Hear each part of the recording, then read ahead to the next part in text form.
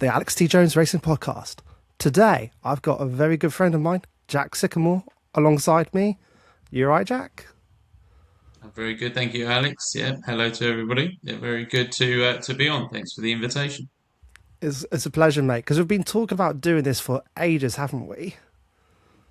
Yeah, we did. Yeah, we talked a lot about doing it last year, and you know, as in motorsport, things go too fast, and we didn't quite get round to it in time. But good as time as any to sit down and have a chat about the years gone by and 2026 ahead of us. Yeah, it's definitely a good season to look forward to, not just from Formula One aspect to every grassroots level motorsport. It looks like it'll be good. For the viewers who don't know, Jack is currently coaching with Hills Motorsport as the driver coach. But we'll first start with Jack's early days. And how did you start getting into motorsport, Jack? Yeah, sure. So I got into it when I was about really it starts for me when I was sort of 19, 20 years old. I did a little bit of karting when I was a youngster, when I was a teenager, but not anywhere near as much as other people do. I wasn't in any championships or anything like that. Just did bits and pieces for a laugh with mates, essentially. But when I was sort of 19, I was still living at home.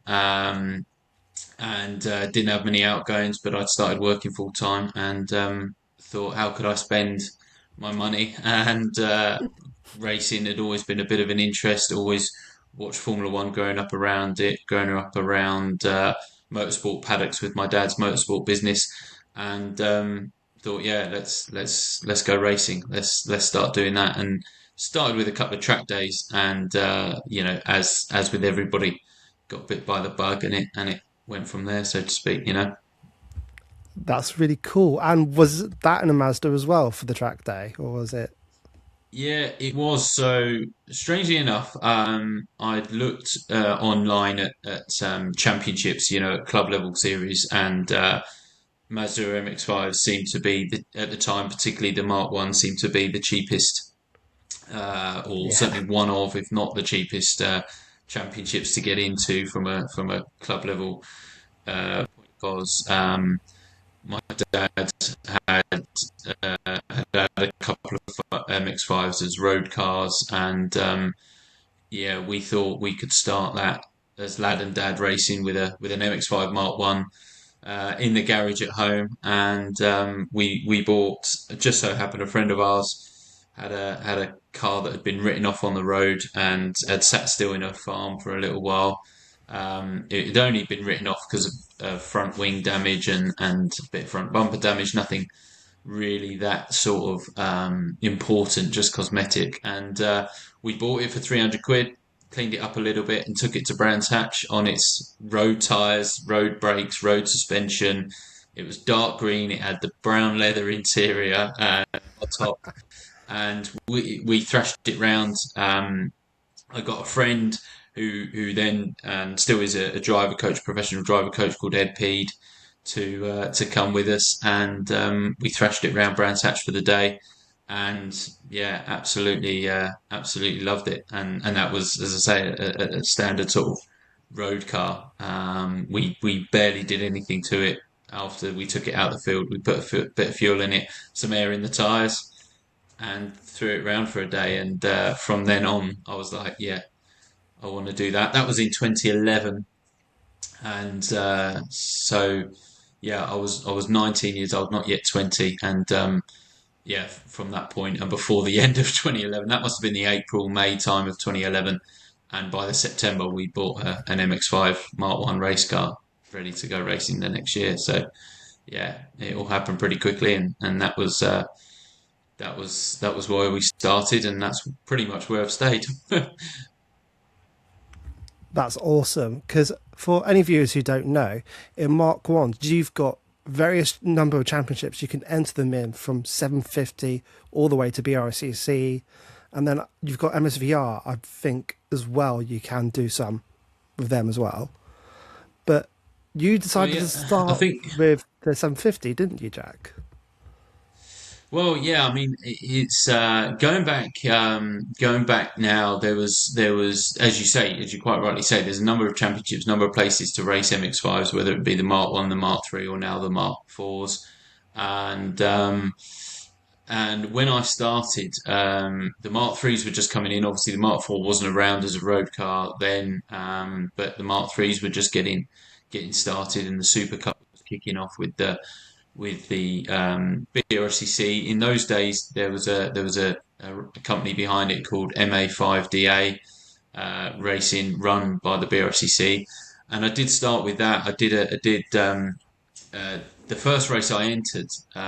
Sort of, if there's any funny stories from me, this might be a funny story. The first race I entered was in 2011 at Snetterton. It was a 12-hour endurance race. Me and Dad had been running our little race car on a track day there in the October. This race was due to take place in November, and there was another Oh, team there, Shimmy Racing, who were entering, and they had a couple of cars going around on this track day. The boys were getting some track time in before the race on the 300 circuit, and one of the guys, I can't remember his full name now, but one of the guys came over to me and to me and Dad and said, "Oh, you're going pretty well. Do you race this year in the series?" And we're like, "No, this is our fourth ever track day," because it was, and they were like, "Oh, you're going around pretty well," and was like, yeah, we got chatting, and they basically told us what they were up to with the 12-hour race. And before I could say anything, Dad said, "Oh, you don't need another driver, do you?" And I'm stood there, sort of like, "Yeah, steady on, Dad. I haven't got a race license, I haven't got anything at this point."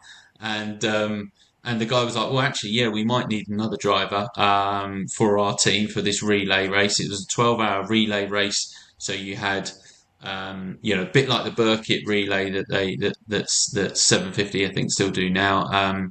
Essentially that, but all Mazda Mark Ones.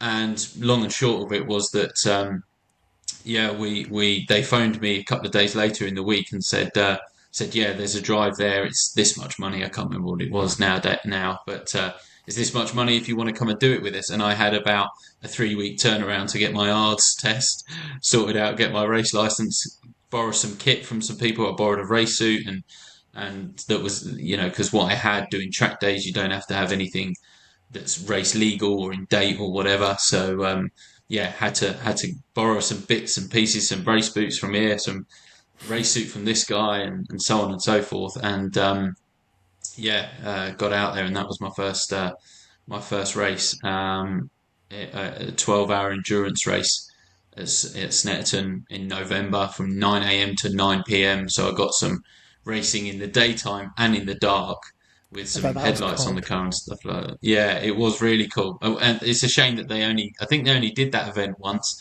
If anybody from the BRCC All Miata Trophy, MSVT, listen to this and watch this, maybe a an endurance race like that in Mazdas would be good fun.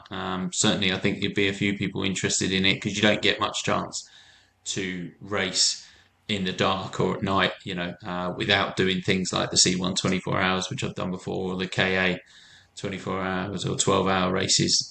So yeah, it was great. It was good fun, and then from 2012 we went and did the BRCC MA5DA Championship, and still a lot of the names that you will know were at the front of that when I started. Brian Chandler, Tom Roach, James Blake Baldwin, Jade Edwards was in it. There was a lot of people in it at that time, and it was very competitive. And they were just at the same time just kicking off the Mark III Super Cup at the same time the BRCC were, and I would watch that in between my Mark One races, and Luke Herbert, a name very familiar with the Super Cup. Obviously, Yes. he won that in 2012 against the likes of Jordan Stilp and a few others, Adam Gore, I think, and a few others were in it at that time. But from then on, yeah, just didn't want to go anywhere else really, and have stayed largely in and around the Mazda paddocks. And as you say, now had the privilege of working with the Hills Motorsport boys, Aidan Hills, his team, for the last 2 or 3 seasons. A little bit of racing, but more so doing doing the driver coaching and the data stuff with some of the guys, which has been great fun and great to stay in the paddock in that way. Yeah, because as you know, you've coached so many this year, not just in Super Cup. You've coached in the Miata one, haven't you? And so, Yeah. apart from Aiden completely dominating for this year, you've coached quite a few to help them up their game for this year. Yeah, indeed. Me and Tom Griffiths, I should give him a shout out as well because if he watches this, he'll be like, he worked a lot harder than I did. I'm trying to get But him on too. nice. Yeah, on the Miata Trophy weekends, Aidan had anywhere between sort of um, 10 cars and 15 cars. So he pulled me and Tom in to help because when he's obviously racing himself, as you mentioned, he's dominated the Miata Trophy Championship this year, and wrapped that up with a round to spare, so that he could do the Mark IV at Brands, the last round. He gets me and Tom in to help with his customers, and some of them are brand new to it. It's their first weekend ever. They've maybe done a track day. They've maybe raced something else, or done very little at all. Or they're some of the guys that have been around now for a season or two that are still trying to get closer to Aiden's lap times, and it's great to help people like that, and well, to try and help. Whether they might come on to say it doesn't help, but Yeah, but to try and help um, them go a little bit faster, and if they take it on board, they will go a little bit faster and gain a bit, comparing data, Aiden's data to whoever it is. So if you were to jump in and join the team, if you were to jump into one of the Hills Motorsport hire cars at some point in 2026, you may well end up with myself or Tom helping you find that bit of the lap time that you're looking for, no matter how much racing you've done up to that point or how little racing you've done up to that point. So yeah, I think it's good for both sides. definitely is because, as you're aware, when I even tried to get into Mazda myself years ago, I didn't have a real driver coach apart from Mike when I joined Mike Comber in 21, and then Paul Sherd, who was amazing. There was some driver coaching there, but as soon as I moved on to Josh for the end of last year, a bit more success. So it just proves how much driver coaching really does help a Mazda. Yeah, I think so. I think that people that haven't done much data or racing at the moment and not doing any data and video, even if you are quite quick and quite good, I think that another set of eyes to say, to point out something, even if you're comparing to yourself, even if you're, let's say a driver on your own and you haven't got a teammate and you're not in a hire car with an awning of 10 or 12 cars like I was just talking about with Aiden, even if you're on your own, having somebody else there to watch the video and say, that you've got a bit of understeer here, or you're not quite getting the right line there, or you're braking too late, or whatever it might be, or comparing one lap, your fastest lap to the previous lap, or breaking down those theoretical times with something like an AIM software or VBox or whatever it might be, it's really useful. And if you find a tenth from it, then it's a tenth you didn't have. So I think it's really useful. Yeah, definitely very useful. Sorry, just had a notification. Yes. So with as well with yourself, we first met in the 750 paddock, and I think we've known each other for about almost 10 years now, which is a very long time. Because Yeah. for a lot of people who aren't aware, 750 hosts a large amount of championships, going from Formula V, then they've got the sevens for the Mazdas as well, low cost, all the way down to forgotten what the name of RGBs. That's it. That's the name I was thinking of. But also going across to Mazda, which is what Jack raced at the start with Five Club. but I always forget the schedule of the Five Club of how many races they have each weekend. I think is it Sure. 3 races or was it I two? think now, I think now it is three. I'm sure there might be some double headers as well, but they certainly try to do some triple headers. I mean, I haven't been involved with the 750 or Five Club really now for a long time, for a while. The last time I did was I think 2021 when I turned 30. Ali and Nikki Bray of AB Motorsport very kindly gifted me a very generous 30th birthday present, which was to use one of their AB Motorsport Mark One hire cars, which we've learned from this year and from the years over Yeah, the years are very very fast. very fast. To do a five club round at Snetterton at the end of 2021, I'm sure it was, or yeah, I'm sure it was. So yeah, haven't been involved for a little while, but that was definitely a triple header weekend. That one at Snetterton, and I'm sure they do as many triple headers as they can. Obviously, as you well know, like we have with every racing club, some circuits like Alton Park, particularly, the timetable can be a bit too condensed because racing is just on a Saturday um, there, and therefore you might only get doubles rather than triples at places like that. But yeah, we must have met in the paddock about 10 years ago. I did Five Club in 2014 and finished. Can't remember where I finished in the championship in 2014, but I just got to start racing then with Ali and with AB Motorsport, and that took me from being a sort of top 10, sort of top 8, maybe top 6 sort of finisher. Um, on my good days as such. I think I'd had one podium before I started to run with Ali, and then from 2015 we were on the podium far more than we weren't, and won a first race in 2015 at Cadwell Park circuit. I love Great Cadwell circuit. Park.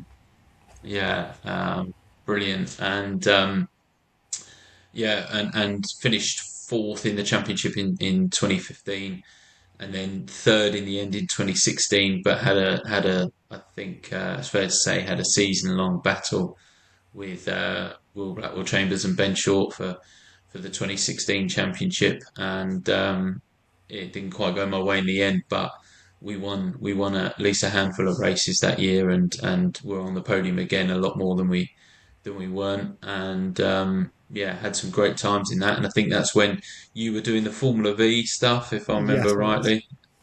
Yeah, And and we I met. think was it. I think it might have been 20. I think it might have been Snet when we first bumped into each other, and it was more about because I think we were both in our first few years of racing, and as you said, you had your first few podiums and wins in 2015, and I was, admittedly, through my first years, I wasn't that good as a driver compared to how I am now. But in a sense, you've got to start somewhere. That's the honest truth. Yeah, we all start somewhere. We all start somewhere and learn, and every single person, I'm sure, is exactly like that. Really, we all learn somewhere. There are certainly some stories of other people, sort of having their first time, whether it be in a Mazda or whatever. I mean, even let's say Aidan Hill's as dominant as he's been and is now in Mark Threes. His first qualifying session, I think he'll tell you himself, he was sort of mid-teens somewhere when he first jumped into the Super Cup from Rallycross because it was a bit of a different discipline and he had to learn the cars. Him and Darren had to learn how to set up the cars, and he had to learn how to drive them. And obviously over the years he's got a lot faster and become the championship winner that he is now. But we've all done that. There's no shame in not being as fast in your first year as you are.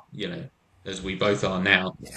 Yeah. Several years later, 10 years later, or whatever. So yeah, But in all honesty, speaking of Aiden, there's I reckon you could just put him in any car. He'll be quick in any car you put him in now.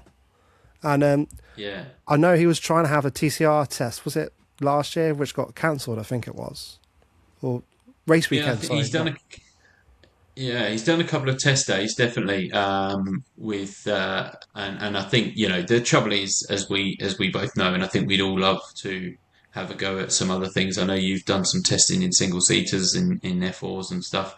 I've done some stuff with Ginettas and trying to get into the Ginetta Super Cup, but ultimately budget is always the factor, and I know that's been a factor for Aidan, but this year, 2026, I know that he's doing the Britcar Endurance Championship or Series with Michael Nibbs in the Ginetta that Michael's got. Uh, so that'll be really great. They did a round at Brands Hatch into the night race at Brands Hatch, picked up some class podiums or a class win. I'm not sure. He'll perhaps forgive me Was it if I a get it win? Because wrong, I but thought they definitely picked up some trophies. So I'm sure the Ginetta class or whatever the classes are. I don't know. You'd have to ask him exactly how it's done, but they definitely picked up some trophies and yeah, some class trophies and I think it was a class win, if not certainly a class podium. But yeah, that was their first, I think, race with the Britcar series, and they're going to do a full campaign this year. That's certainly the plan, anyway. Britcar needs to watch out. Aiden's winning the championship. Maybe. Who knows? He definitely is. But speaking of and amongst hills, actually, you've also got another few top runners as well, like James Cousins as well, apart from yourself, who've and apart from you guys, you've got quite a few who've started in the low rung of the five club racing and have gone on to Super Cup, including Blackwell Chambers, as you said, to go on to win, apart from Maiden. And it just proves you've got, even if it's a small spread of a field to go up, there's a progression there for Mazda racers for any step you want to do. Yeah, definitely. I think the Mazdas are a great car to learn in, whether it be the Mark One or the Mark Three. I think they're a great race car to learn your trading, learn your craft, get your racecraft as well as your car control, and if you can get into the top, I would say top 10, top half dozen certainly, with the Mazdas, you can probably then apply yourself to a lot of other faster things like Ginettas, GT4 cars, TCR cars, maybe GT3 cars. Certainly, other people have gone on to do that, and do very well at other championships. That have come from starting with Mazdas. So yeah, there's progression throughout. Let's say the club championships, in the classes, if you like, you could start in a Mark One, go to a Mark Three, and now the Mark Fours are coming out as well. You could go from straight from a Super Cup car to a GT4 car or whatever if you've got the budget, and go from there. Definitely, because as we said, it's been quite a few racers who've done that, and it'll be interesting to see how Blackwell Chambers does in Fun Cup for this year. Speaking of him as well, and I've not tested a Fun Cup car. I'm guessing you haven't either. Yeah. So yeah, in 2020, I got the opportunity with one of the teams. I can't remember the name of the team now. I'm really bad. To test a Fun Cup car at Donington on a sort of winter February test day before COVID and before the world got a bit crazy. But I enjoyed driving the Fun Cup car, and I can see why the likes of Blackwell Chambers has gone into it. I know that Ali AB Motorsport are going to be running at least one, if not two, Fun Cup cars in this season, with some drivers they've got, and I believe that other MX5 guys, AK, Jack Harding and Alan Henderson, have acquired a car or acquiring a car, and are doing it as well. So good to see some people we know, some familiar names going into that and running cars. I think they were good cars to drive. I think it was good fun. You sit in the middle of it and have a flappy paddle and you hear all the clunk of the gearbox and it feels very mechanical and stuff like that. Feels like a race car and being in a proper tin top. Obviously the MX-5s are open, aren't they? And single seaters are obviously open and such like that. So um, although I've driven other things like Ginettas, obviously with roofs and Audi TT with a roof and stuff like that. Yeah, being in a Fun Cup car is pretty cool and more sort of tin top type of racing. So I can see why guys have moved on to that. You should definitely try and get yourself a going one, maybe. I should, because I did have. I remember late last year, I think it was. You heard of Christian Rose, right? Yeah. Well, he did message me to ask if I was interested, but on the same weekend to have a go. But because we knew the Sure. money wasn't there, there was no way I was going to go into it that blind, not knowing how to what it's like. Yeah. Sure.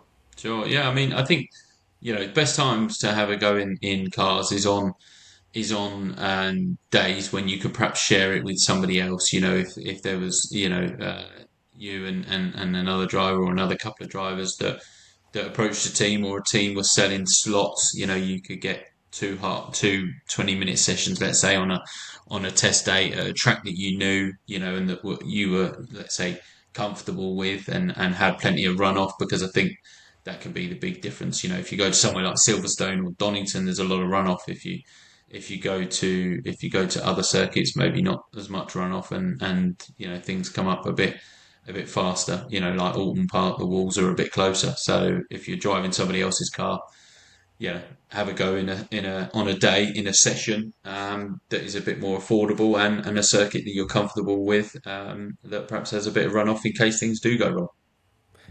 Definitely, because for me, I'm comfortable with most tracks. It's just you don't want to have a first test at Cadwell, in all honesty, because the walls are even closer there. No. Yeah, absolutely. Yeah, absolutely not. Because you've heard of Bert? I think his first name's Bert or Ben Chapman, who races in the F1000s, who spun on the formation lap and into the wall. If you have heard about that. No, I don't think I've seen that, or I don't think I know him. But no, I haven't seen that. But um, I do wonder what those F1000s are like to drive. There's a guy you could perhaps get on here called Ian Abel who did has done some MX-5 racing with Hills and then with Misty Racing in the Miata Trophy. And he's then this last year, 2025, done some of that as well with I don't know with which team or whatever, but I know that he's done some of that and he's planning to do more of that in 2026. I spoke to him in the Paddock Cup Brands for a few minutes by chance, and yeah, I know that he's going to do some more of that. So he, if you're sort of interested in F1000s, then he might be able to jump on and talk to you about what it's like to drive those. Yeah, it'd be interesting because I've not met him, but we do sometimes talk on DMs on Instagram. But Sure. yeah, he seems very interesting. And from what I've heard, not just from himself, but I've heard from Craig Pollard and a few others, because I was teammates of Craig in Formula V, but I've heard they are literal death traps on wheels. Because I'm sure they're probably pretty rapid, but I'm sure they've probably got a lot more grip than then a Mazda, than you definitely. realise. Well, definitely than a Mazda. I mean, they got slicks and wings, so I'm sure that they've got a bit of grip behind them and a bit of downforce, and yeah, they would be good fun to drive. But you've done some single seater stuff. I haven't done any single seater stuff. You've had a couple of tests in F4 and an F3, haven't you? So you've got a bit Yeah. more knowledge of that than me. I mean, it's just incredible because the downforce compared to it's just amazing because you can carry the speed through the corner knowing you've got that downforce. Because I tested the British F4 in 2015 and the BRDC F4 as it was called back then before it became F3 and then GB3 right now. But they're not as quick as, sorry, today's cars of those versions are a lot quicker than the versions I tested. But it's Sure. incredible when you go from a youngster to be from karting and then straight into F4 like that. I mean, if you have the money to get to Formula One, and if that's your goal, you have to be in F4 and in GB3 at that young age. But for the likes of us who haven't got that money, it's just, it's not doable. But I'd say for anyone, if you get a chance to do it, have a go in any type of single seater, no matter if it's Formula V, F1000, or even Formula Ford, because you learn so much as a racer on mechanical grip, particularly, as it's quite vital, as we both know for the Mazdas as well, because they rely firmly on mechanical grip. Hmm. Yeah, absolutely. Yeah, indeed, indeed they do. And I think that when you're a young kid coming out of karting, if you are going down that route, the single seater route with your dreams and aspirations, and you got the budget, then I think it's easier to pick it up and to learn it. I think as we get older, naturally we perhaps have got to pay the bills ourselves, or we're aware of the bills a bit more. We've had a few, certainly myself, I've had a few offs, a few crashes. I know what they cost, So in things like Mazdas. So, I wouldn't want to, I wouldn't want to take a corner off a single seater, an F4 car or something, without having knowing I've got the budget to repair it. And that's, goes the same for why I've not been able to move up so far to anything else like in a GT4 Ginetta Supercup car, which is what I really wanted to do a few years ago, 5 years ago. Um, because you've got to have the budget to repair it when it goes wrong, or to break it if you're really going to race properly. Because you can't, even if you're a safe pair of hands and you don't make a mistake, you don't know what might happen on the circuit, around you, or whatever. So you've got to always be careful of that, I think. you've definitely got to be careful because I've done it as well. I've crashed in a test as well, and you do not want to do it at all because the costs are astronomical.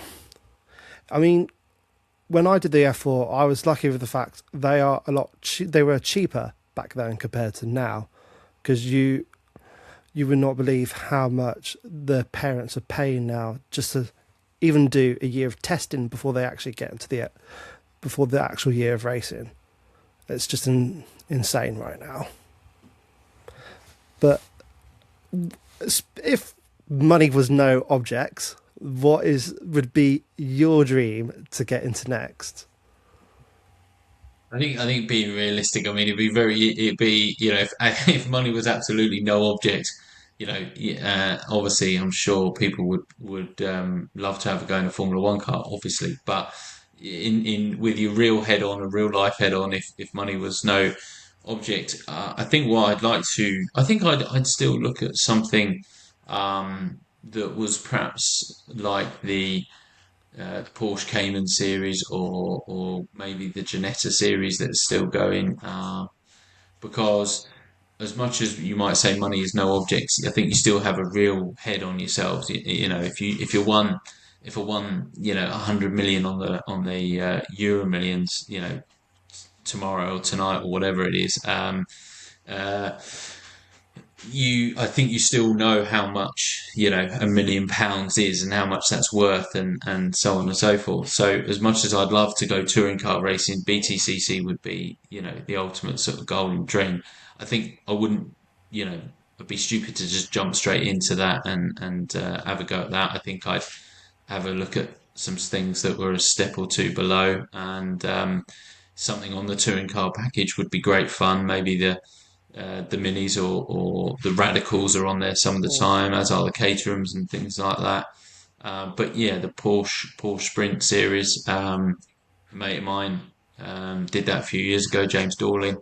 I'd get him in to driver coach me, and I'd get one of my, if money was no object, I'd get one of my mates, Aidan or Ali, to run the car for me, and maybe buy two or three of them so that Aidan or Ali could do it as well, and my other mate Kamal Kelsey, he's helped me a lot racing wise over the last couple of years.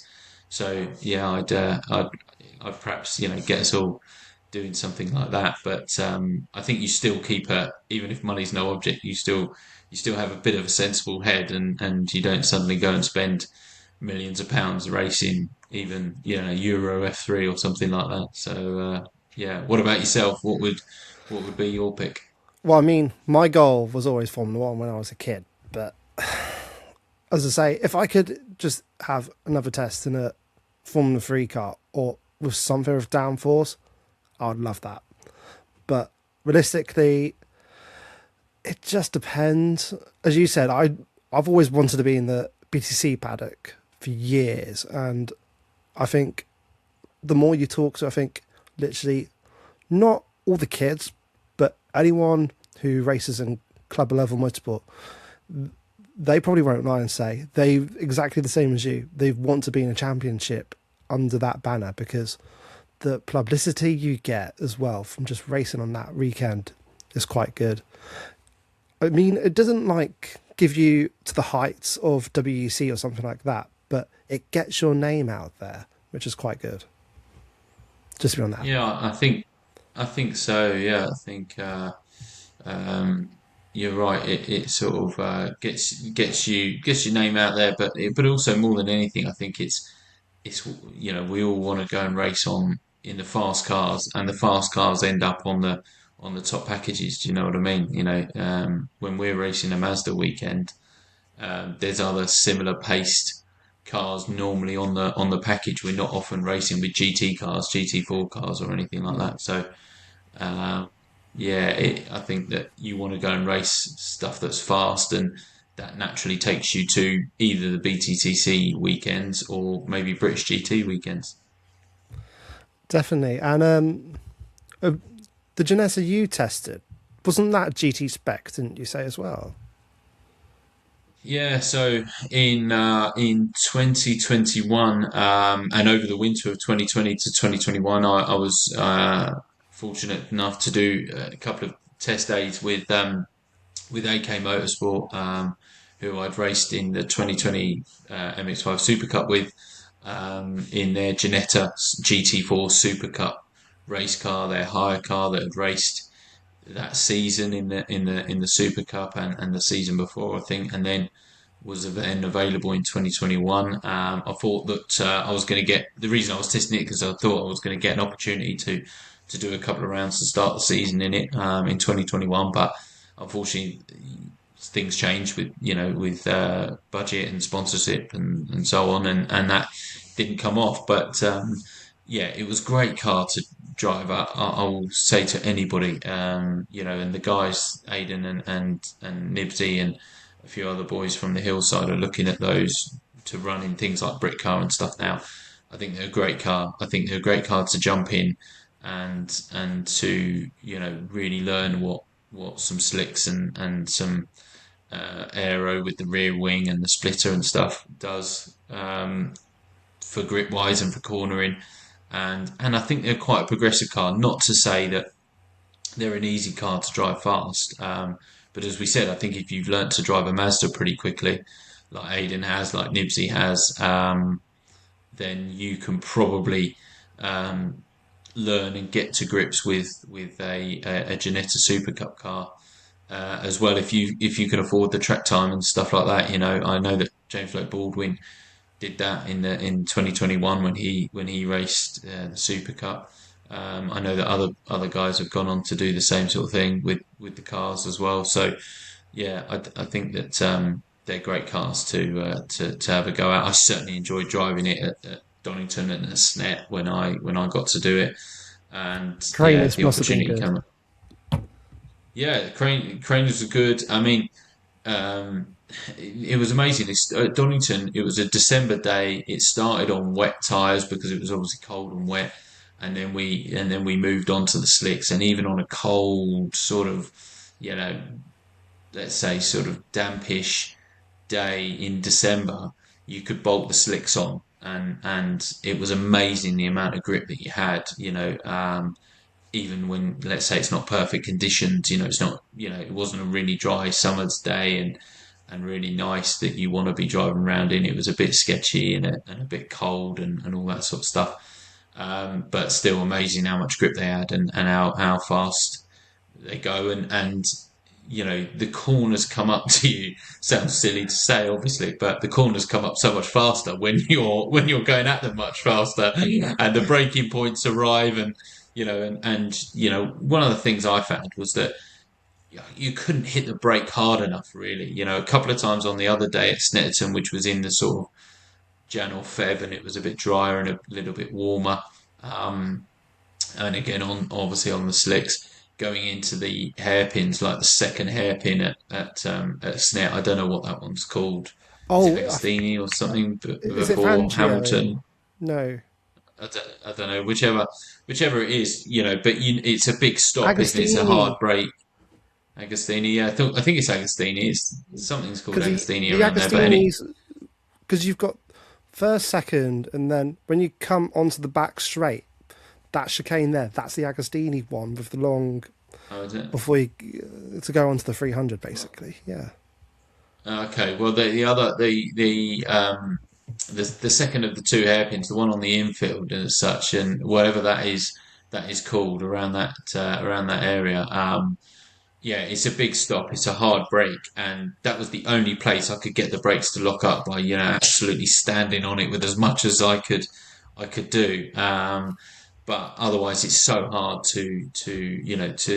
well, for me anyway, didn't have the power, let's say, in my legs to stamp on the brakes and hit the brakes hard enough. But it was just amazing how hard you could hit them, and you'd get the response and still get the grip from the tires. You wouldn't overload it, and you could barrel around the corners.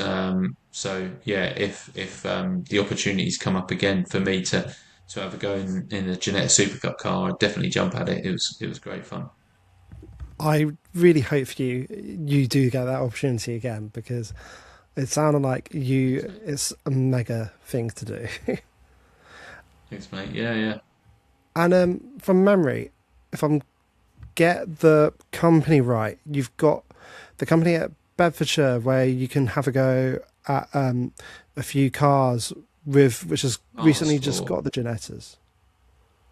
Yeah, Palmer Sport. That's it, Palmer That Sport. is. Yeah, Bedford Aerodrome, or Autodrome, whatever they call it. Yeah, you're right. They've got Genettas. I don't know which ones they are, whether they're the 55 or the 56 that's out now. I drove the 55 Super Cup car as that was the current one then, and then obviously in the last, as I say, sort of 4 or 5 years, they brought out the G56, haven't they? The GTA Yeah. car or whatever. So I don't know which one Palmer Sport have got, but yeah, I think it's certainly. either the 50 or the 55, as you said. Yeah.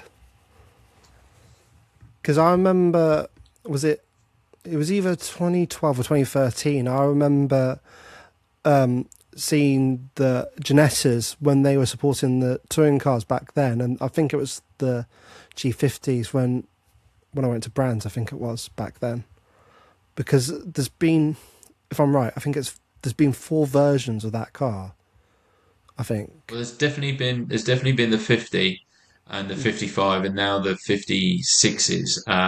Yeah, there's obviously the Ginetta GT5s that are the step up from the Ginetta Junior car. I think they're still running, still going in a Ginetta series on a package somewhere. I'm not Yeah, sure exactly what package they're on, but yeah, the 50. I had a go in a 50. I don't want to talk too much about that because it didn't go well. I'm sure Ali and some other people involved will be laughing at that. A guy that used to run with Ali had one, and we were going to run it in the GT Cup, and they did run it in the GT Cup. I unfortunately crashed it at Snetterton on a test day, on a winter test day, and did a lot of damage and took out. I didn't have insurance, so Oh that dear. was a big mistake.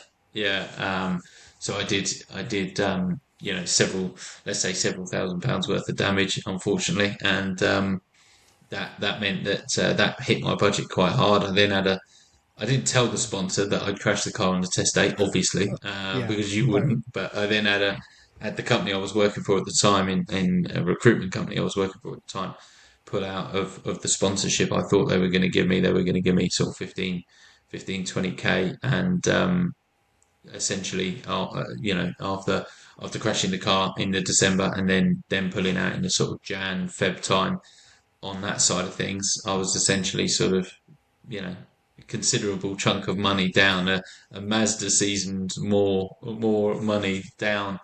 Um, so wasn't able to race it in 2017. After all, unfortunately, the team went on to race it with two drivers, and did well. But yeah, there was definitely the G50, and didn't have the auto blip and the flappy pedal gearbox. Had the manual gearbox and no auto blip, and that's what caught me out. I went into turn one at Snetterton on a damp, sort of wet, December test day. Don't like testing in the winter, if I'm honest. Now I'm scared of it. But went into turn one, dropped it down a gear, missed the heel and toe, locked up the rear, and it sent me to the scene of the accident, as Martin Brundle might have said. Yeah, but definitely the G55s and the G56s, I think, are great cars, and people should definitely have a go in them if they get the chance. Yeah, they just sound mega, and it's just as we've discussed, it's budget at the end of the day. But Mm. yeah, if if any of our viewers do get a chance, I'd say do as much as you can, because in motorsport, as we both know, track time is absolutely vital and everything. It, that's why the F4 youngsters do the year of testing before the actual racing, because it helps their development out. But I'd say if you can do any type of testing, even if it's just a normal track day, just a few throughout the year, it helps your development, as we both know. Yeah, 100%. Yeah, couldn't agree more. The fastest way to learning anything, is track time, seat time, being in the car, being in it, and on a racetrack, whether it's an F4 car, or the Mazdas, or a go kart. You get faster by doing it. Obviously, sims are now really good, and I don't really do any sim racing at all. I haven't had the I don't time to either. do it. No, but obviously they're really helpful for people now to go racing and to learn tracks and to gain car control and stuff like that. So that's perhaps a more affordable way to build up your capabilities in that sense, if you like. But otherwise, yeah, seat time is imperative. Definitely is, because I don't know if you're the same, but I do watch some YouTube videos as well as look at my own racing videos to know what I should be doing as well. Yeah, definitely. I mean, having not done a full season for a while now, 2024, when did the first half of the Super Cup season, yeah, I would watch the races back from the year before, on the BRCC channel, let's say, that didn't give you so much onboard stuff, but gave you a lot of external footage of where people perhaps made moves, did overtakes, how people defended, or whatever, and how tight some of the racing was, just to see, what other people, moves other people could pull off, and so on. But yeah, certainly would go through any footage I had, or any onboards of my own, anything I could find on YouTube. And as I say, although I don't really do sim racing, there's a Simply Race Sim Centre in Milton Keynes that we've been to before, Yes, haven't we've been we? to. And yeah, and had spent the evening larking about and stuff. But we can go there. You can go there, on a Wednesday or Thursday, let's say, before a race weekend or whatever, and do some time in as near a car as you can get it. I don't know if they have had the MX-5s in the past. I don't know if they've got them now. But we used to use, the next closest thing like a Ginetta GT5 or Ginetta Junior car, and go around Cadwell Park, Alton Park, Brands, whatever it might be, to try and zone in a little bit before heading there for the race weekend. I think if you can do anything like that, it helps. It certainly helps. If you can't get to a sim place or have a go on a PlayStation or anything like that, then yeah, watch YouTube, watch videos that you've got. I know that Aidan Hills with his customers when he's not racing, like in 2023 and or in 22, whatever year it was that he wasn't racing.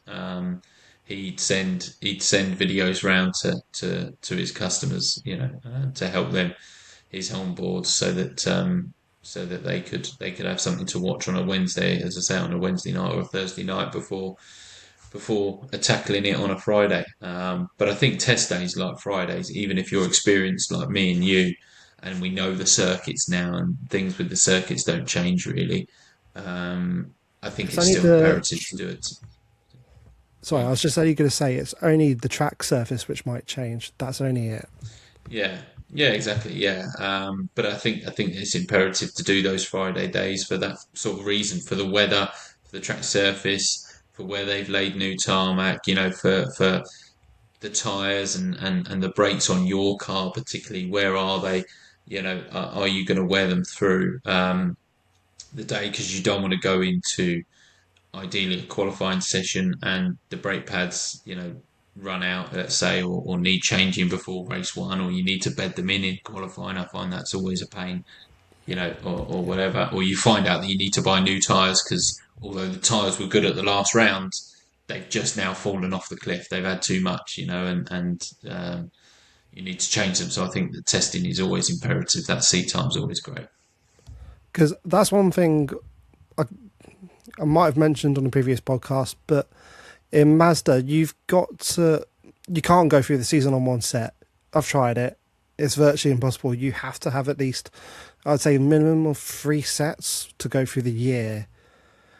But that is just dry tyres alone, because I don't. Did you see the recent email from the club about the change of tyres? I haven't seen the email.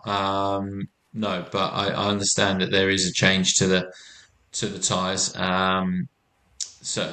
But yeah, I think it's difficult. Again, this is why people need to go testing, and you need to go testing to find out, how the tyres wear and things like that, and how many sets you do need for the season, and if you're doing a full season, because it changes.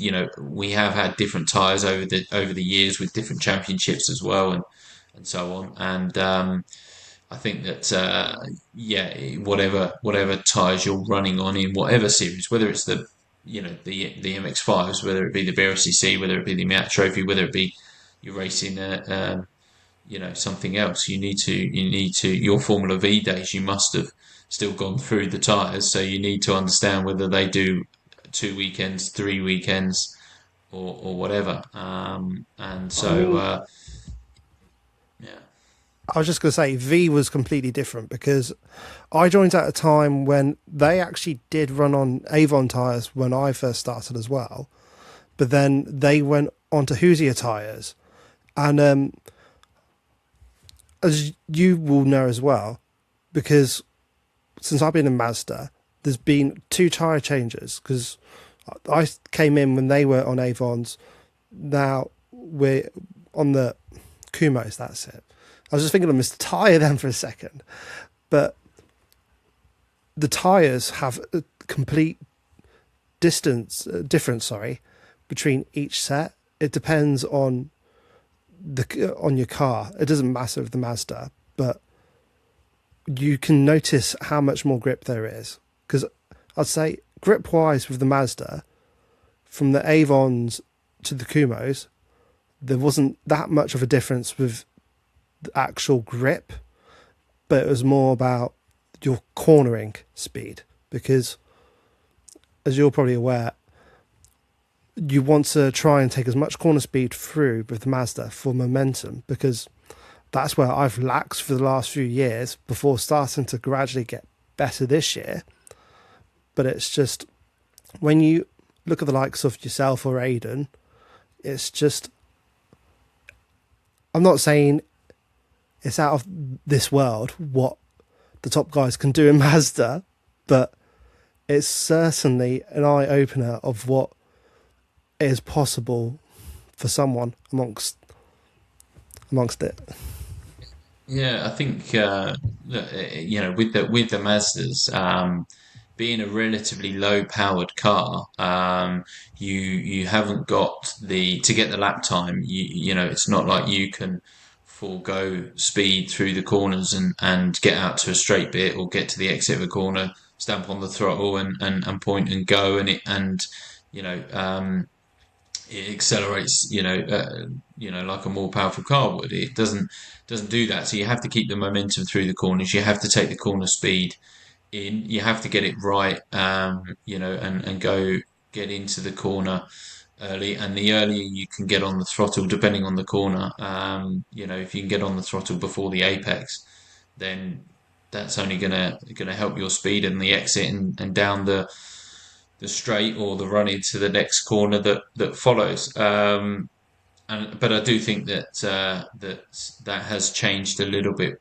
and how forgiving the tyres are is what's changed. I think that the certain tyres over the years that I've driven on, whether it be the Kumos or the Avons or in the Mark One days we had Devantes and Nankangs and so on and so forth.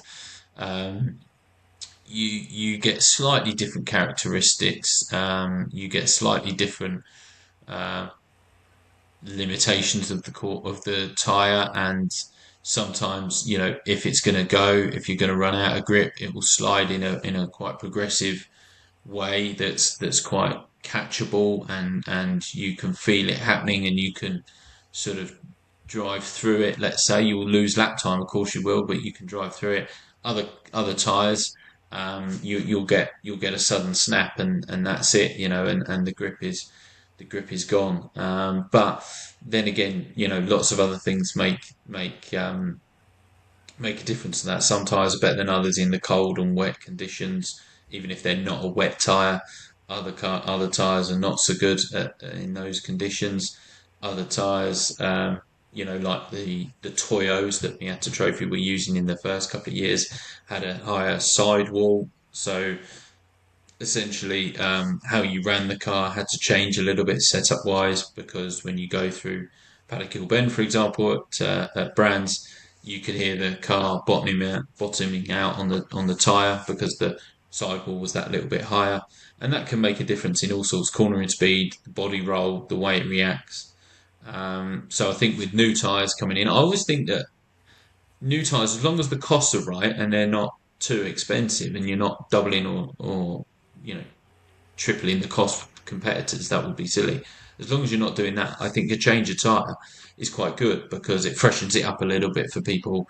It's a slightly different challenge for everybody driving the car, driving the tyres, setting the cars up a little bit maybe, um, and could be a little bit different. I do think that you should have only one tyre though. Weather-wise, I don't think you should have a dry and a wet tyre. I think it's too expensive for people at club level, really. But um, it is what it is. Ultimately, people, make the decisions and can get. And I'm sure it's very difficult for the clubs like BRCC and MSVT to control everything and to control what tyres they can get hold of and how many they can get when you've got 30, 40 in some of the Mazda days, 60 race cars turning up to Silverstone.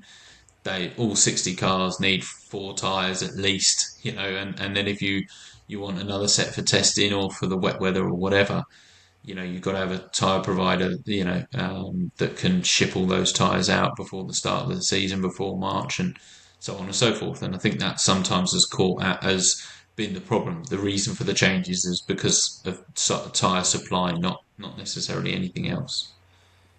Yeah, definitely. Because I'm not saying anything against either club, but to me it'd be beneficial if both clubs could run on the same tire, because then that way you could have more races if you had the money, essentially. But Yeah, yeah. I mean, obviously that'd be great, wouldn't it? If there was that opportunity. I think it's always going to be difficult with single mate club championships like that to get that cohesion, and that sort of that camaraderie or whatever. Because if you ask one or the other, if you ask, MSVR, they would say, well, you can use your car on the tyres that you're running with us in Track Day Trophy, Track Day Championship, this series, that series with us, to get more racing in, to get more rounds in or whatever. And likewise, if you said the same thing to the BRCC, I'm sure they'd point out their, production cup series or whatever, or the club sport, as it was called. I don't know if it's still called that, whatever, but they'd try and point you down that avenue, wouldn't they? So, to use your Super Cup car and Super Cup tyres in another BRCC series, which is, fair enough. Absolutely. it's because when you run with a team which doesn't have as much capacity in the sense of going on to different championships on certain weekends, because that was an advantage of being with Paul, because he would run cars in multiple different championships throughout the weekend. But then if you were with a smaller team, for example, who didn't have the capacity to do it, you would want to think about potentially being able to do another championship if you had the time and effort to do it. But it's all dependable on everyone's think of the right I'm sorry, of what they can do throughout the weekend. Yeah, I mean, yeah, if you run in a car with a team, then what they can commit to and what their availability is like is obviously going to play an important factor, right? So, with Hills Motorsport this year or last year, 2025, just gone, they were able to run cars at some of the BRCC rounds, but not all of them because they clashed with, the Miata Trophy rounds, which they had a bigger customer base for, and Aidan was racing himself, so you couldn't be at two places at once ultimately, and yeah, the same goes for other teams, that perhaps can't run you in different series, different categories if it clashes with their other commitments. Yeah, and I think it's been truly amazing what Hills has been able to do this year, with the fact you've been able to do, sorry, last year, I keep doing that, with the fact you can do Miata with Hills and do BRCC. Although Aidan himself won't be at both weekends, but with Hills you can run the car yourself, can't you, essentially? And it's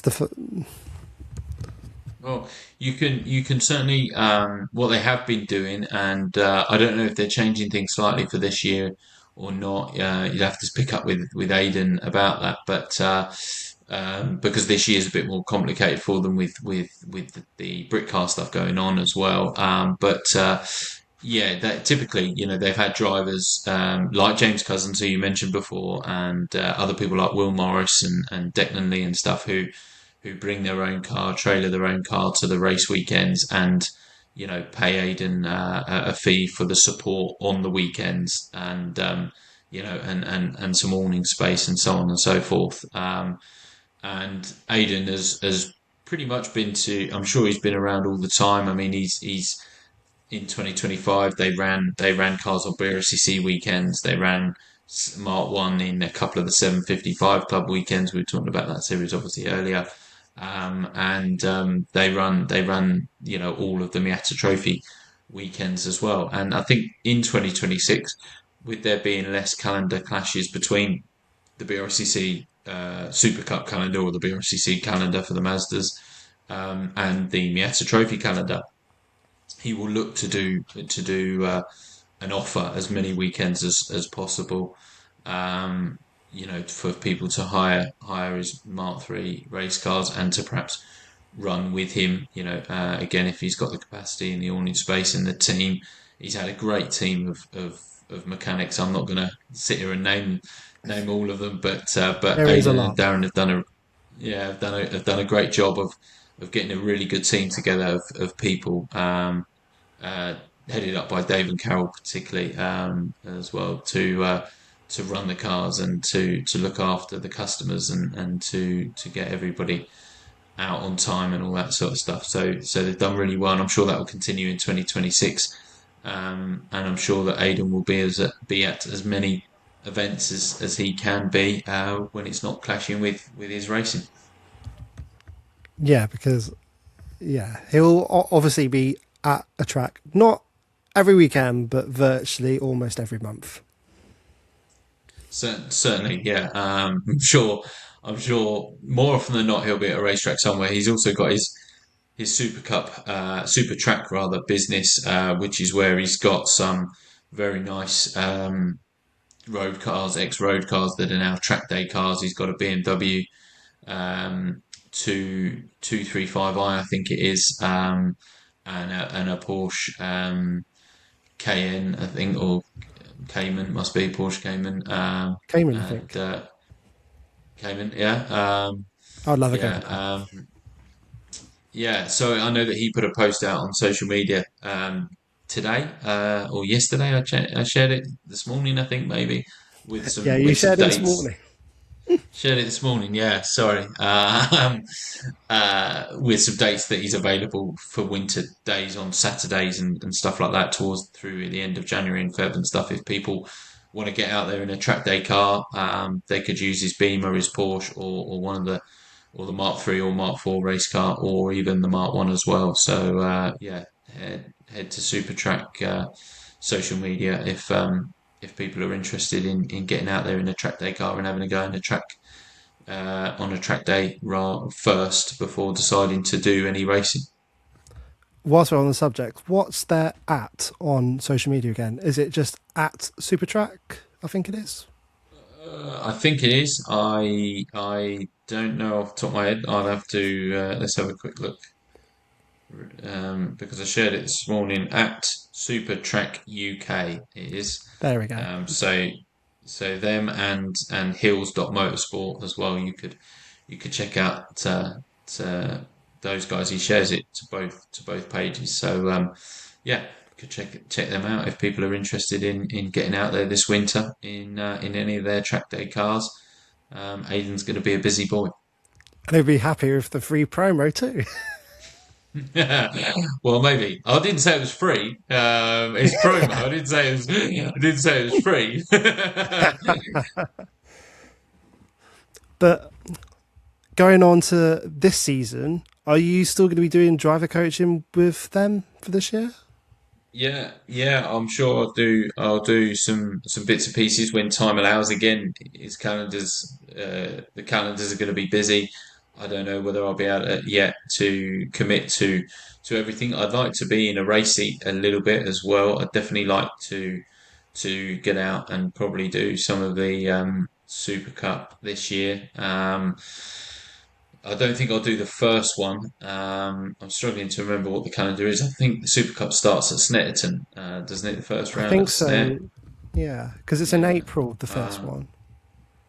yeah, which I quite like that work. That would work better for me being a little bit later, let's say, than a middle of March start. But I'm not sure I'll do that one. I might do the second round and maybe some others like Silverstone later in the year and stuff at the end of the year. So yeah, I'll be around the team. I'll definitely be happy to help out people if Aidan, once he knows where people are, who's committing to what series and stuff like that. He'll let us know what he might need us for, and can pay us for, show us the money, and I'll let him know, if I'm planning to do a couple of rounds. I definitely want to get the car out in Jan or Feb, in late Jan or Feb, to do some testing as well and get back in the seat. So we'll sort it out and go from there. But I won't be far away from the Mazda paddock with Hills Motorsport, I'm sure. I know you won't be, because we will obviously be bumping into each other apart from texting and everything. Yeah, absolutely. But also, speaking of, because memories just flashed up with, do you remember you were talking about the endurance race in the Mazda? Because I think, was it in 23 at at SNET where they did like a Mazda endurance race at I think it was definitely SNET. I Yeah, just can't remember if it yeah. was 23 or 24. Yeah, yeah, you're right. They did a race at the end of the day, didn't they? At the end of the championship, whether that was, yeah, 2023, can't remember. Probably it was, or was it 22? I can't I, remember now. But there was definitely a race, wasn't there? Like an hour long uh, race. I remember doing it And solo. yeah, nice. Yeah, things like that. I think pit stop races to do something different and mix it up a little bit are good fun. But yeah, a long endurance race like the one I mentioned earlier, the 12-hour one, would be great if they did something like that. If they put something like that together, one of the clubs, I think they'd get quite a lot of interest. They definitely would. Because if we could do, it wouldn't happen this year because of logistics and calendars and stuff like that. But maybe for next year, if there was, as you say, a bigger endurance race, we could maybe attract, not saying touring car stars, but some other people who have been raced amongst that level. Yeah, I think definitely. I think when you see, endurance races and you need multiple drivers, obviously, for endurance races like the C1 24 hours and the KA race as well. It attracts drivers from different people from different places, whether that's other club drivers that normally race something else. Like I've done the C1s, Aidan's done the C1s a couple of times. He's ran a car, he's raced it. Colin Byself as well. Ali and the AB lot have done it a number of times with the likes of Ollie Allwood and Brian Trott and Stuart Simmons and so on. It attracts people to have a go at something different. And when I did the C1 24 hours in 2021, I loved it. I thought it was great. I thought it was really good fun, really great team environment, something different, and racing in the dark. It doesn't matter that it's a C1 or maybe other people do the KA version of the race. It doesn't matter that it's something like that, and people might think they're slow and whatever, which of course they are slower than the Mazda or other cars. But when there's 50, 60, 100 as the C1 has had before, out on track at the same time, and it's bumper to bumper, and you're in the dark, and the headlights are on, and all that sort of stuff, and it's midnight or 2 in the morning, as one of my stints was. It's great. You don't care, how what the lap time is or whatever, in the sense of whether it's faster or slower than something else. It's great fun. It's wheel to wheel racing, and I think that if you took a load of Mazda people to Tesco's and said race some shopping trolleys, they'd race them That'd around the be car park. chaos. Exactly. So, yeah, C1. I would recommend the C1 to anybody, and the C1 24 hours. And yeah, whether I'd love to do it this year. I've mentioned it to Aidan. Hopefully, he's going to get his C1 car ready, Cough, and a cough, few of Aiden. us could do that. We'll see. We'll see how many. We'll see. I mean, yeah, I think there'll be quite an uptake with his customers of people that want to do that if he's gonna run it. But as we said, he's very busy this year, so we'll Very see. busy, yeah. Sorry, was almost about to sneeze then. So going on for the rest of no, sorry, actually, whilst this is in my head, because there's one name you mentioned earlier who completely dominated the Mark 1s last year, Ali Bray. What do you think of what he managed to do last year? I think it was like sensational, really. I really do think it was quite extraordinary. I think that the for them to give the whole story that AB Motorsport have been running Mark Ones for a long time.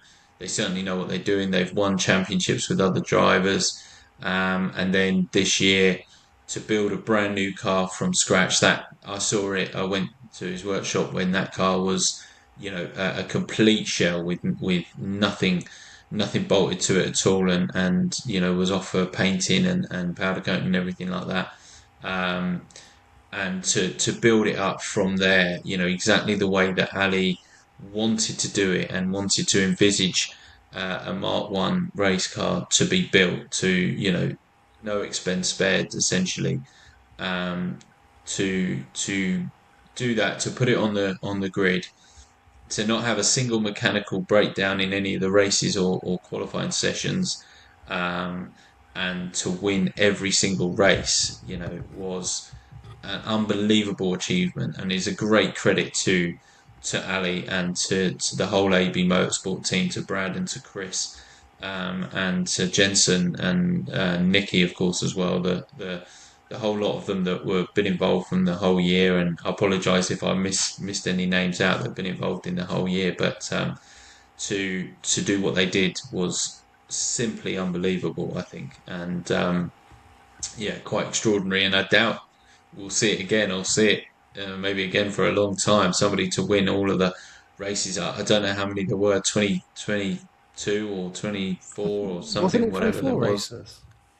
Yeah, it could be 24. I mean, my maths is not great, so I don't know whether what it quite was. No, because But there was yeah, 8 weekends last year, so that'd be 24. yeah. But there was a double header rather than a triple, wasn't there, at Alton Oh Park? So is yeah, there 23? Maybe there you go. See, I yeah, don't know. probably But 20. yeah, Yeah, there. He won them all. That's all that matters. He yeah. won all of the races, and for people who haven't seen it or think that that might make it sound like it was easy, certainly wasn't easy for him. He had some very close finishes, races right to the last to the line, sprint to the lines out the last corner and stuff like that. He also had some dominant victories, particularly at Cadwell Park, for example. But I think it's testament to you know to him and his team of right. This is how well we can put the car together.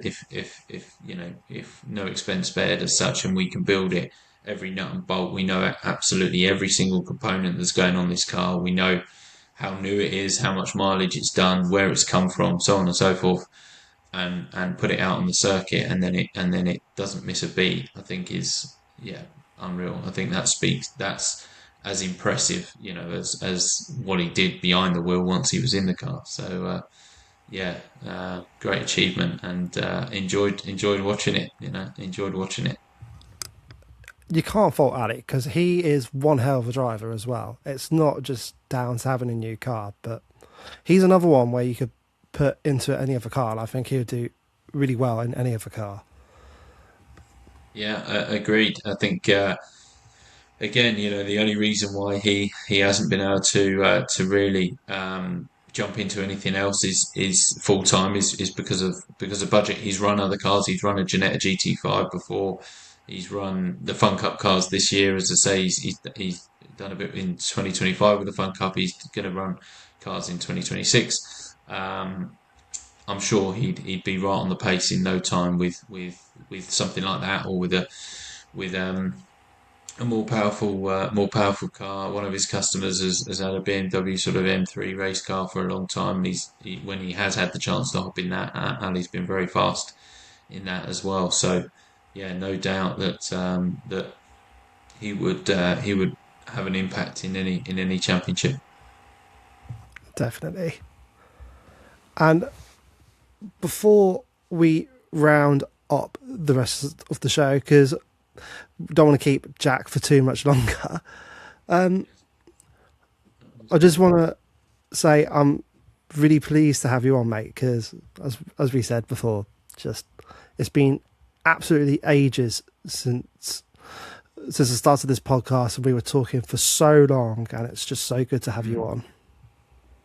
No, I appreciate you having me on. It's good to to catch up and to have a chat about racing and if there's anything I love talking about, it's racing and particularly the stuff that we're involved in, being the Mazda stuff and my history and the guys and the friends that I've mentioned, Aidan and Ali as well, and giving them a shout out because they've been a big part of my racing up to now, and they're very dear mates, and they've both achieved great things this year and in the years past. And if people listen to this or watch this and they are not sure about getting into Mazdas, or they're not sure about who to contact if they need help with their MX-5 race car or whatever, then there's a couple of guys there that I would certainly recommend.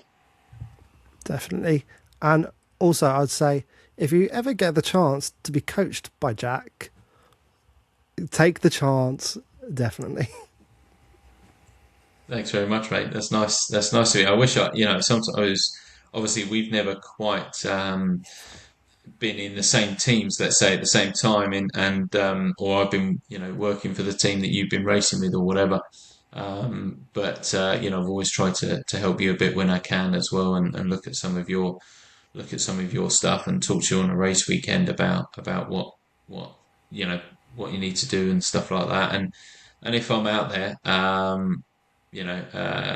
at the same weekends as you, like we did in 2024, I'll gladly try and help you and share you my footage and stuff like that. I have no problem sharing that. But yeah, I really enjoy the coaching as well. It's good fun to help people go faster.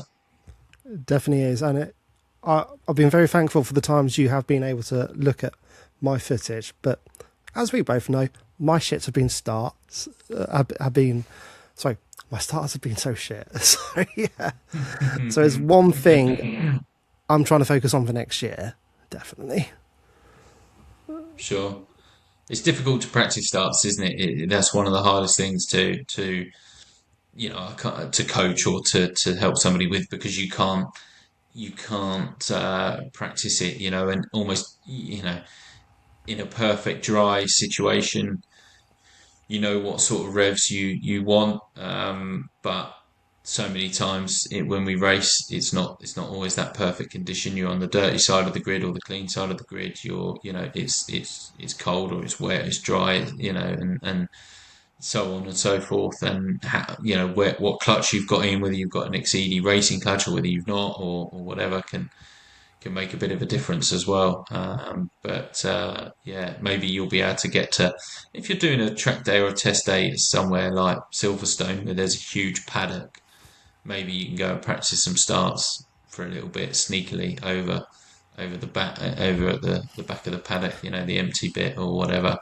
Just try and get somebody to stand with you and do a bit of a countdown or a flag drop or something like that, and you react to it and try and practice your starts from there. Well, to be fair, we actually did that the last round with Josh when we realised how bad it was. It was between races 3 and 4. We went we went out of the paddock and went onto a bit of the service road and just practiced with the handbrake actually on, and then just go off and to just be like boom, just go. Nice. See, that's another thing for me with starts. I've never really liked to use the handbrake in the Masters. Aidan does it. Other people I know do it. They build it up to the biting point and they hold it on the handbrake. I've never done it that way. Maybe I need to do that to get better starts. But I need to get back out in the race car first. So we'll see.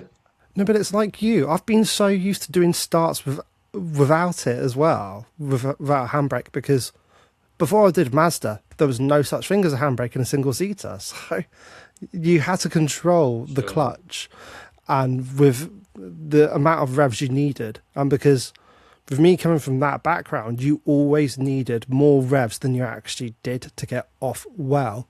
Whereas compared to the Mazdas, you don't actually need as many revs as you think. which catches me out sometimes, and a few others which I've seen. But yeah, Sure. I think as well. I mean, for me, with a Mark One, I didn't the handbrake didn't work in my Mark One, so although it was there, it didn't wasn't connected, so I never used it. And then in the Mark Threes, I just sort of kept with that same method, if you like. Not that the handbrake wasn't connected in the Mark Threes. I'm sure it has been, but I've never used it, so or not bothered with it. Other than hill starts, maybe if you're on a slope or whatever, then you've got to. But yeah, typically I didn't have one in the Mark One and haven't really used it in the Mark Three. But I think as well, sometimes we can all get a bit nervous and an old shaky right leg on the throttle pedal before the start of the race, and that changes then whether we're at 3,000 revs or 4,000 revs or more. So yeah, I think hard starts can be tricky. definitely.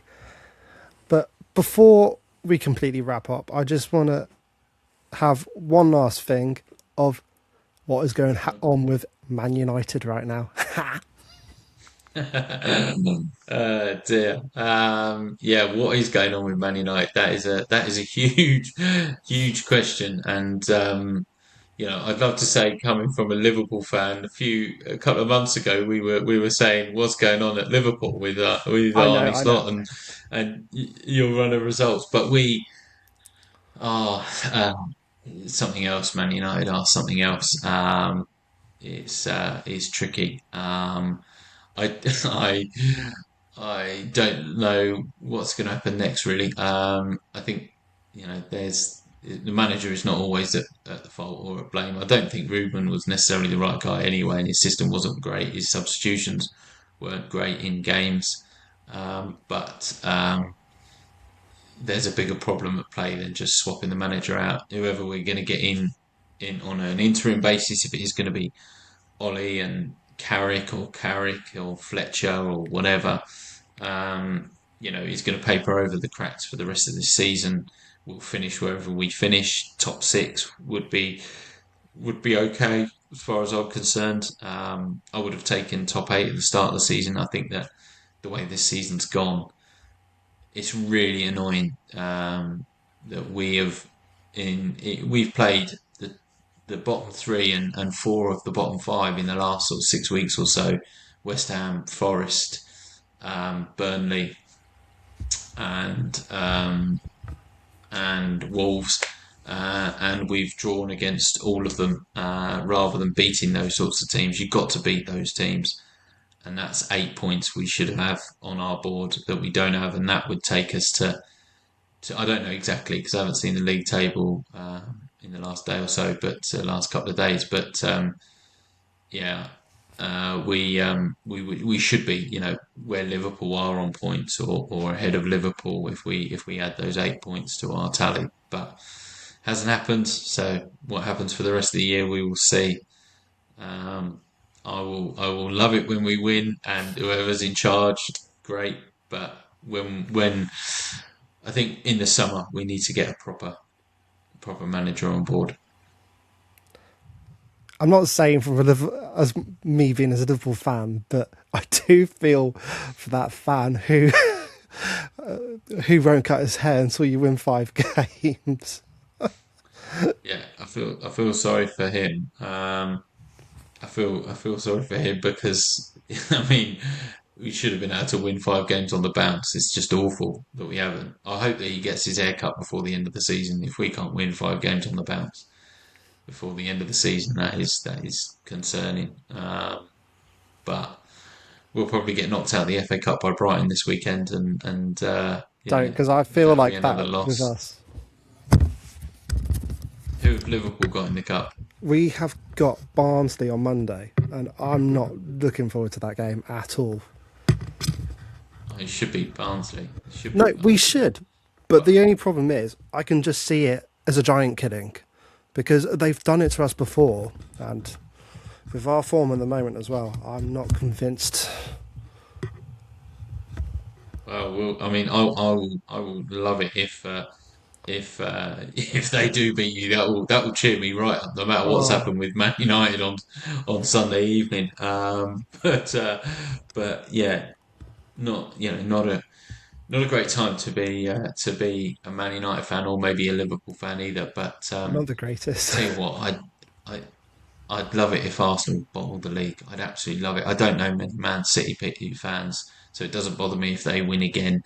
Um, that doesn't that doesn't bother me. I've got a lot of mates that are Arsenal fans, and I think some of them are insufferable. So They or are. will be insufferable if they win the league. So yeah, it'd be great if they mess it up from this position. I've got a few work friends who are Arsenal supporters, and there's, let's just say, I'm not saying I want them to bottle it, but it would just make it so funny if they do. Yeah, absolutely. Yeah, indeed. Agreed. And before we wrap this up for one last time, what are your socials again so everybody can go give you a follow? That's a good question. I'm not very good on social media, but Instagram is at Sycamore Racing. I'm not really doing Facebook, so well, I'm not on TikTok. I'm too old for that. So just keep to Instagram. Yeah, Sycamore at Sycamore Racing. Sweet. Go give Jack a follow, even if he doesn't post as much. Right. Thanks. Hopefully Thank more posts in 26 because I'll be doing more racing. Oh, you will definitely be doing more, mate. Sweet. Okay. Thanks for listening to the podcast, guys. See you another time.